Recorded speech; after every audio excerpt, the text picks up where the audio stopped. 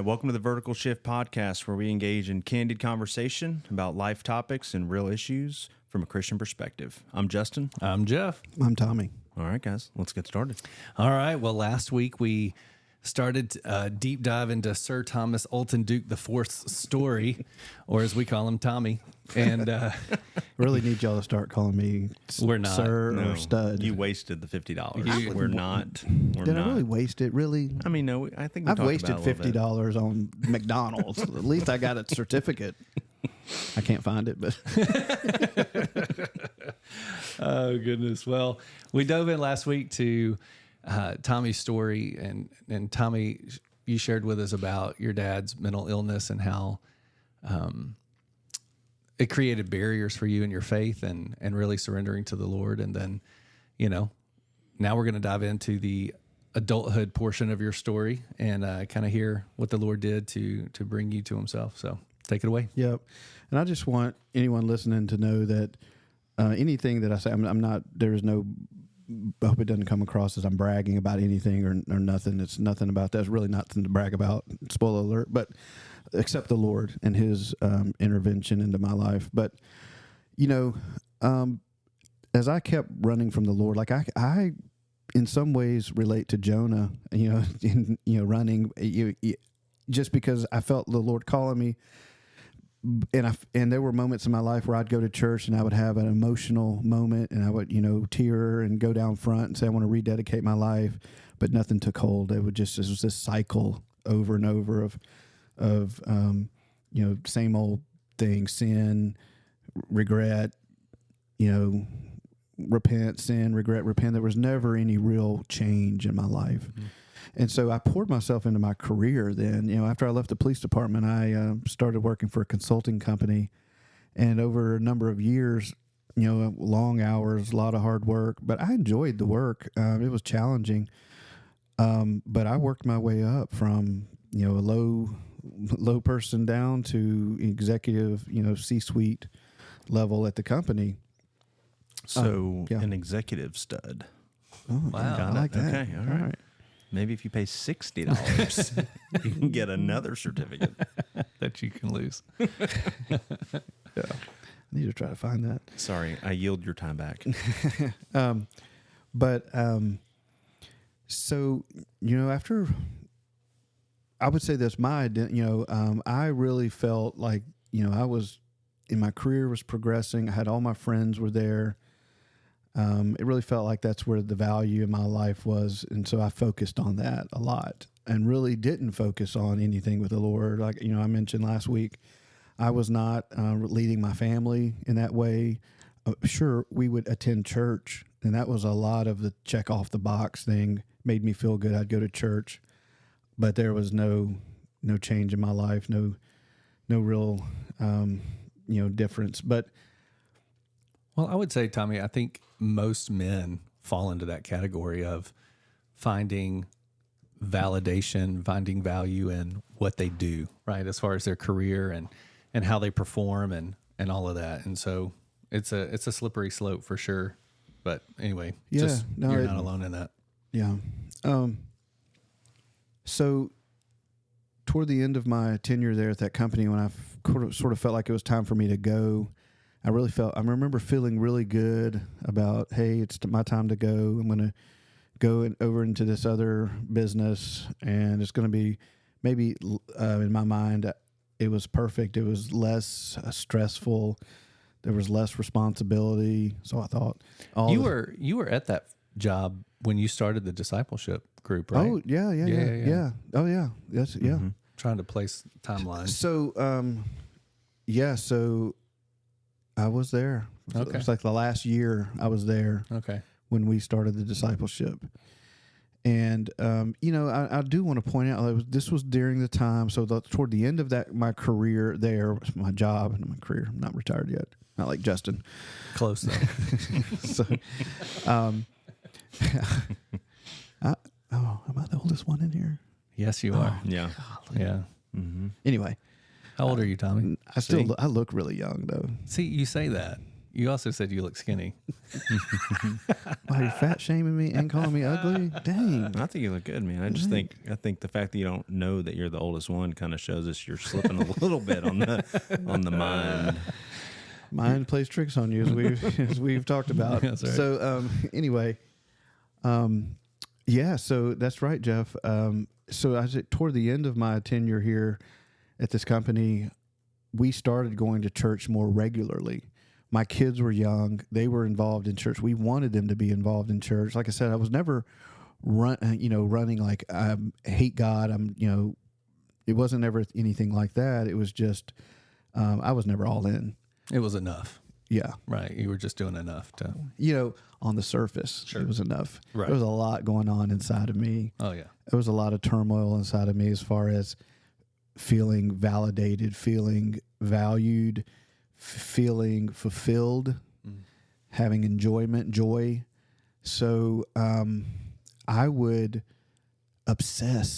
compulsively obsess over things. I mean, it didn't matter what I was going. If I decided to buy something, I would research it to the nth degree.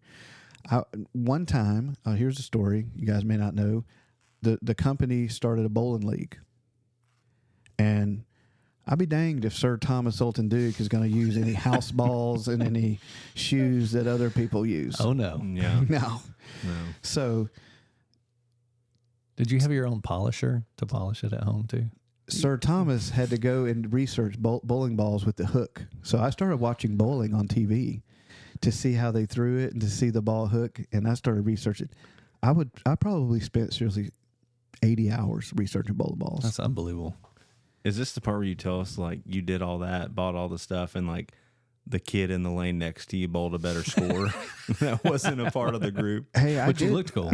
I did bowl a pretty good score. I did get a trophy for the highest score of the league. Now there wasn't that many. How many bowlers. people? There you go. Yeah. We had 20 or so people, but That's being like third in a 3-man race. Is that what you're saying? I mean, I was a little better than that. That's awesome. I had the holes drilled for my hands and everything. So that's just a little glimpse. Well, I mean, I remember when I first met you, the reputation was like, Tommy's getting a new car here soon. I love cars. I Who doesn't? love cars. And I was at the point, so again, not having really any guidance when it comes to really Right. what happens after you leave the house. Right. Financial guidance, no accountability. Hey, everything's easy to get on credit.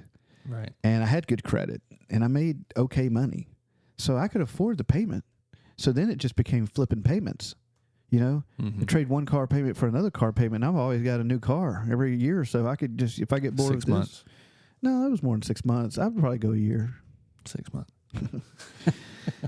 Well, if you ask my wife, it was 3 months. Exactly. See? But, Lord bless her. She's been through a lot. Mm-hmm. She's a good one. She is. She is, man. But you can kind of get the picture, right? The bowling ball, the cars were constant. I love cars, though. I still love cars. But one recently, what did you just research to the nth degree? Please tell everybody this one. This one's fantastic. You know what you researched. Oh, the blender? Yeah. Oh, man, I The did. blender. Don't say it like it wasn't the blender. Yeah, You it was just- the blender. yeah, it was. Well, I actually had to think through my mind which ones he's talking about.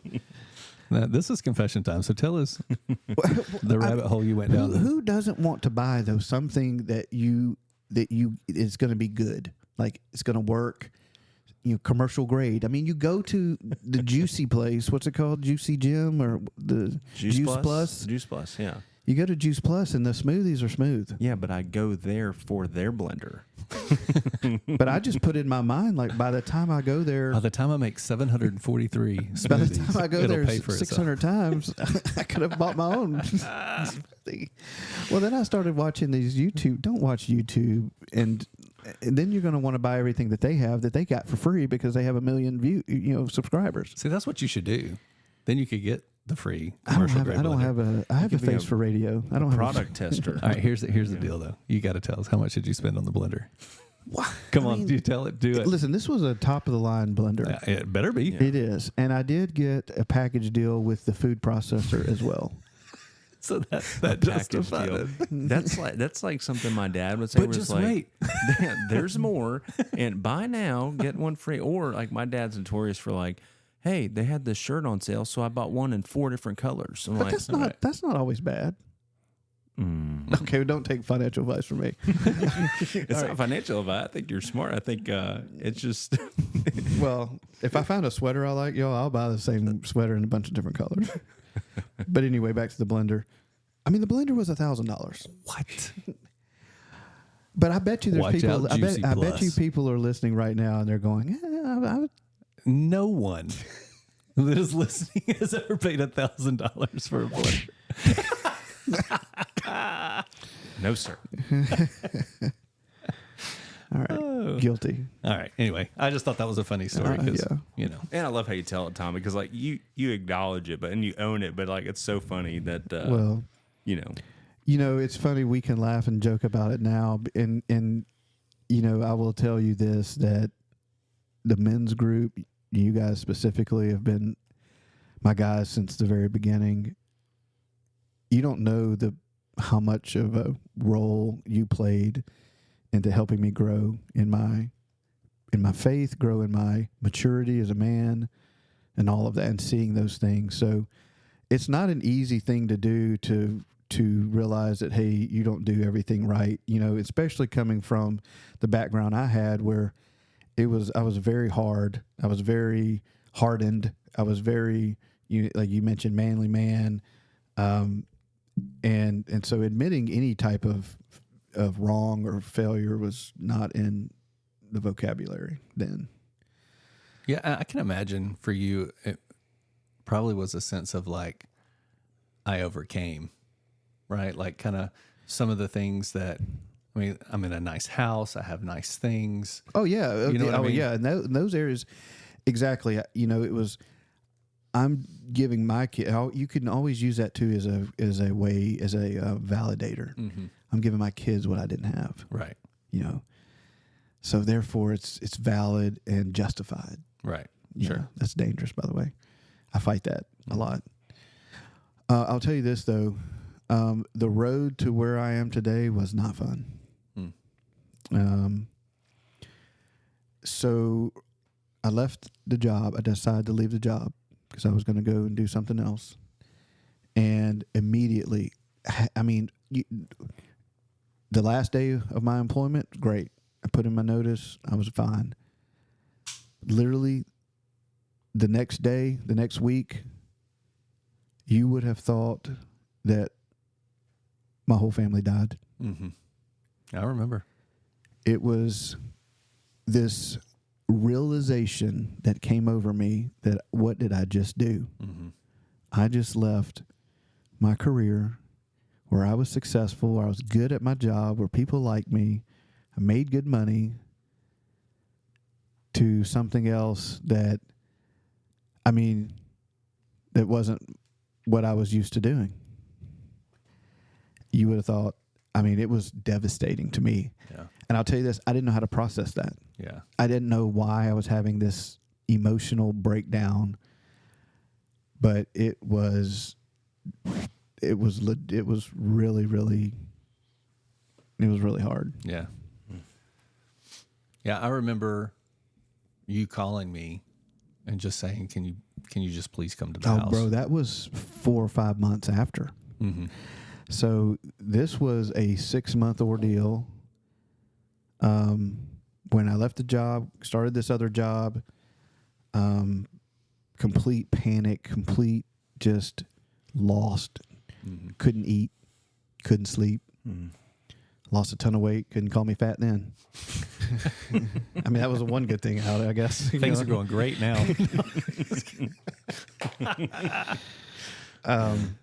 So it was terrible. And you know when this timing was? Remember the time? Remember the time of year? I don't. Tell me. Oh, it was right before Thanksgiving. Right to March. So Thanksgiving, Christmas, New Year's, miserable. Miserable. Not for me. Not just for me. For my whole family. Yeah. Miserable. It was a darkest time in my life, depression, anxiety, you name it. So I came to an end of the road moment, and I called you. Yeah. I said, bro, you got to come over. Yeah. I'm not ashamed to say right now, I was bawling. I was, Jeff, I don't know if you remember, you came over. We walked outside, we were getting in your truck, Mm-hmm. and I was saying, you know, I'm tired of looking at all these vehicles, just these things, and I was just so tired of it. Mm-hmm. I said, you know, those things don't bring you joy. They don't bring fulfillment. They bring, you know, pain. They bring, you know, and they bring anxiety. They bring, Well, it's like somebody said, like, sin fulfills what it does in the moment, right? Or else we wouldn't do it.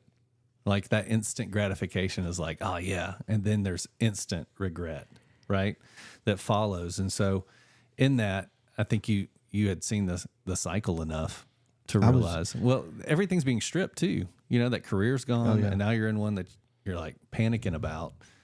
And now you're seeing all these material things as not fulfilling. oh, it was, it was more than not fulfilling. It was like, as A trap.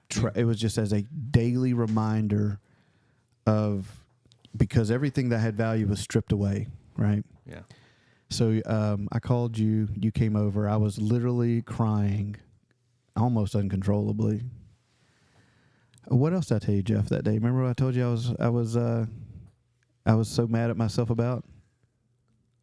I don't. Tommy, you can't put me on the spot like that, man. Wow, he don't remember nothing. I have 5 kids. What happened? What did I do last year? What did I graduate? College. Don't you remember? That started that day in the driveway. So it's more impactful for me because you were the voice of reason. I was telling you, I'm so mad at myself. I did all of these things. All of this was pouring out. Just this regret of this flashback of my life of all the things that I didn't do that I wish I'd have done because I was so, you know, far away from really focusing on what mattered the most. I was just trying to live in the moment all the time. Right. So all of this came crashing down. I have this debt I don't want. I have these vehicles I don't want. I don't have a college degree. I never finished my college degree. Mm-hmm. You know, and I poured that out to you, and you said, man, then do it. Then do it. Just make a plan and do it. Mm-hmm. And so, Jeff, I'm going to share something, you know, that's personal. But, you know, this is the thing about the men's group. This is the thing about, you know, what's the beauty of the men's group that we're in is that we share personal things with each other because we're helping each other walk through difficult times in our life and stuff. So I'm going to share something with you guys. I had to go to therapy. I had to go see a psychiatrist because I just couldn't get past it. I do remember that. I remember going with you. And Jeff went with me. And it was a Christian guy, and we talked. And I'm not ashamed to say, though, that even in the discussions and stuff, you know, I was still having, you know, these issues and had to get on some medication. Mm-hmm. And, you know, it's funny. Well, it's not funny, but it's a little ironic. Then all of a sudden, all of the thoughts of my dad come back. Oh, do I have what he had? On that, I remember that conversation specifically.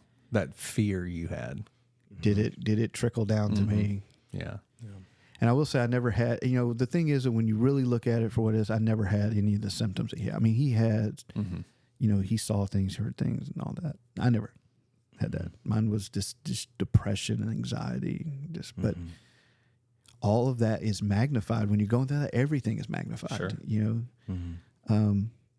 So at the same time, you know, the Lord is working this whole time. When I left that job and I was so depressed, I was only gone about a month and I got a phone call from I was in consulting from an ex-client, large company, high up person, called me and said that they were looking to move to a different consulting company and would I be interested in a job because we had such a great connection. They were already talking to this other consulting company and, hey, would I be willing, or, am I in the market to go to work, to talk to them about a job because they're hiring somebody and they thought I'd be a perfect fit. And I'm like, sure. Again. Yeah. I said, sure. And I had a conversation with that company, went great. Had another call with them a few months later. That went great. But the whole time I'm still dealing with this. I'm battling this severe anxiety and depression of what did I do? What did I do?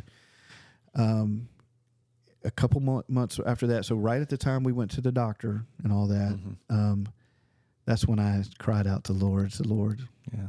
And he said, you never knew me. You never knew me. You're going through all of this because you put all of your faith, you put all of your trust into this career, into these idols. Things you could control. And you never put your faith and trust in me. You didn't build your foundation in me. And that hit me like, so I called you first, I think, right? Yeah. Yeah. And then I had to call our, the pastor of the church and tell him, hey, your deacon just got saved. Your deacon drummer. Deacon drummer. Just got saved. And he's such a good guy, man. Yeah. But, I got tired of running from it. I got tired of questioning it. I was just done. I didn't care. It was like I was like that old man who has no inhibition anymore. I didn't care. I had to get rid of all of this baggage and give it to the Lord and just say I'm done. Right. And that was 6 years ago. 6 years. I've never questioned my salvation since. Right. Yeah. And I just thank the Lord for that. And just that he kept our family together. Like there was many, many times where, I didn't think it was going to work. And, and even throughout my marriage, and as I'm supposed to be the spiritual leader and I wasn't being the spiritual leader, that had, that had evidence in our marriage and stuff. Sure. And just, not doing what I was supposed to do, but having a wife hungry for that, but not being led the way that she Well, not needed. feeling like maybe she should trust you. Oh, right. well. Like that impulsiveness. Same way your mom, Well, probably with so your dad in a way. one thing I'll say about that is as I started realizing my tendencies, it didn't really even make it better because then I would get to the point to make a decision and then back away from that. So that's where it was like flip-floppy. Like, I'd get real excited. I'd do all the research. I did the 80 hours of research, and then I would go to hit purchase or go to buy. No, I'm not going to do it. But that was progress. You know what I'm saying? It was Like, because hard, before though. you would buy it and then instantly regret it. And then, It wasn't hard on me. It was hard on her Well, sure. and the kids just to go through that. but what I'm saying is in all of that, for people that struggle with the same thing, like just because you become a believer, truly a follower of Christ, doesn't mean that those temptations, those tendencies instantly stop. It's a process. And so I think being able to recognize that too and being like, okay, I'm not going to push the button. That's progress. And then it got to where it was smaller things because before it was huge things, like very expensive things. Right. And Now then it's it was blenders. smaller things. Now it's expensive blenders. Yeah. Yeah, no, but I think you also did a really good job throughout that time, Tom. And I know the Lord's in it, but also like knowing the triggers, so that way, you're aware of it. But then you'd even reach out to, I know at least the two of us, Jeff and myself, to talk through some things, and whomever else you might have talked to. No, you were great, my but, guys. like, You two were my guys. yeah, but even in that, like you were reaching out, and it no longer was like this thing that you were dealing with by yourself. And all that's wrapped up in also the changes that the Lord was doing in your lives. So that's the cool part of what we saw, I think. Right. And that's unfolding. the cool part about true accountability is when you let somebody in your life like that to be able to say, I really do need you to hold me accountable. And I'm going to call you. Hey, I'm about to buy Idaho. Talk me off. I do like potatoes. See, I knew it. You guys got to know that was not because of any strength I had or any brilliance that it was in me to do that. Obviously, it was God's interference in my life and his divine intervention to bring me you guys as friends. And I'm not saying that because we're sitting here. You guys had an incredible impact and influence over my life to feel comfortable to encourage me to do that. It was almost like it wasn't my idea at first. You know, you guys were saying, "Hey, you know, you don't like this. You know about you know." I started journaling. Jeff, you got me into journaling. Right. I still journal to this day now because of that, and I can look back and read those things that I wrote about in those moments. But it was you telling me, "Hey, you know, Tommy, you've told me that you feel this way, and write down how it makes you feel after doing that and the regret. Right. Then you can look back on it and relive how you felt without having to relive how you felt." Yeah. You know, Yeah. and Justin, you know, you're I know we're going to get into your story as this season goes on, but you know, you're for such a young guy, man, you are just full of wisdom, and really too in the financial piece of that too, in using your finances in a godly way was a very big part for me when I was using finances in an ungodly way, basically, you know, to fulfill what the gap that God fills. Right. I was using that. But anyway, I just wanted to say you guys don't give yourself enough credit, but you should.